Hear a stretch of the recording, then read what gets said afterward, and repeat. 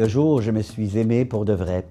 C'est un titre qui a été trouvé par mon attaché de presse à La Martinière et j'adore ce titre parce que ça décrit vraiment bien le contenu du livre. C'est cette découverte de ce que nous ne sommes pas, c'est-à-dire tout ce qui entoure l'ego, et de ce que nous sommes vraiment. C'est-à-dire la capacité d'être là, d'être présent, et cette capacité qui est au cœur de toutes les autres qui rendent la vie si riche, aimer, apprendre, s'émerveiller, transmettre, etc. Un jour, j'ai eu la chance d'entendre Mme Marie de Hennezel, qui était venue faire une conférence au Québec, puis qui a prononcé une phrase qui a tellement changé ma vie. Elle a dit « Il faut découvrir en nous ce qui ne vieillit jamais ».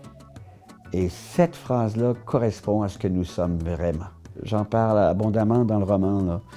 C'est cette découverte-là que les personnages font et se permettent de faire dans les échanges qu'ils ont ensemble. En fait, le premier livre, c'est un livre vraiment de développement personnel. C'est un livre sur le petit hamster, la petite bête qui tourne sans arrêt dans notre tête. La contemplation pure, pour moi, c'est au niveau des 5 sens.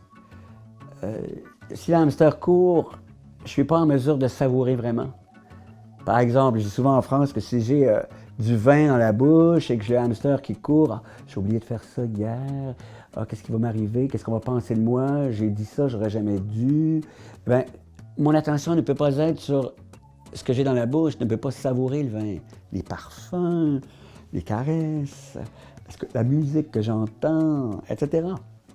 Donc, d'apaiser le hamster, c'est aussi de pouvoir savourer pleinement notre existence et de cesser de se faire souffrir inutilement, parfois pour des peccadilles, parfois pour des choses qui sont plus graves, mais pour lesquelles on n'entre pas dans des solutions. Parce que l'hamster n'est pas en train de trouver des solutions. Il est toujours en train de, à cause du fait qu'il est lié directement à l'ego, « Oh, j'y arriverai jamais », plutôt que d'être dans « Mais qu'est-ce qu'on pourrait faire ?» Les gens me demandent parfois si j'ai moi-même un hamster. Je dis oui, j'en ai encore un, mais il court beaucoup moins longtemps. Mais il a des cuisses d'acier. Il est très solide. Il a reçu une injection de stéroïdes.